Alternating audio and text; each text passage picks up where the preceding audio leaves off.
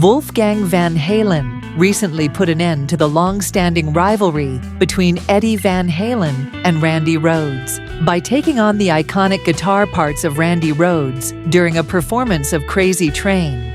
He symbolically bridged the divide between the two legendary musicians. Ozzy Osbourne, who was inducted into the Rock and Roll Hall of Fame for the second time, joining the likes of Eric Clapton, John Lennon, and Jimmy Page, hosted a grand and gothic ceremony where Wolfgang's performance became the standout moment. In the early 1980s, Randy Rhoads' role as Ozzy's lead guitarist sparked a heated debate among fans, comparing him to Eddie Van Halen.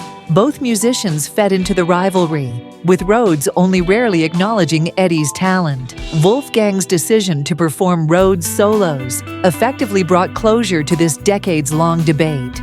Wolfgang shared that the opportunity came directly from Ozzy. When Ozzy asks, "You can't say no," he said, during an appearance on the Talking Rock with Meltdown podcast. He detailed the process, which included 2 rehearsals in Los Angeles and 1 in Cleveland just before the event. Noting how smoothly everything came together, the performance featured an all-star lineup, including Red Hot Chili Peppers drummer Chad Smith, Metallica bassist Robert Trujillo, and Tool frontman Maynard James Keenan, with Zakk Wylde taking the stage later in the evening.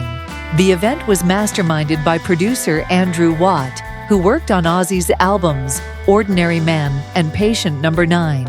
Andrew brought everything together, Wolfgang explained. "It was such a supergroup that I felt a bit out of place, but Zakk reassured me, saying, 'You're doing great.'" Despite initial nerves, Wolfgang praised the supportive atmosphere, adding that meeting Maynard, one of his favorite vocalists, was a special moment. "I had to push aside the fanboy in me and focus on the job." As Wolfgang continues to build his own career outside the legacy of his father, Eddie Van Halen, he has shared insights into his father's approach to guitar solos, highlighting an often overlooked nuance in Eddie's playing. The iconic rock star Ozzy Osbourne received his second induction into the Rock and Roll Hall of Fame last October, making him the 27th artist to be inducted more than once. He joins the ranks of notable names like John Lennon, Neil Young, and Stevie Nicks. Osbourne was first inducted in 2006 as part of the legendary band Black Sabbath, and this time he is being honored for his solo career, which started in 1980.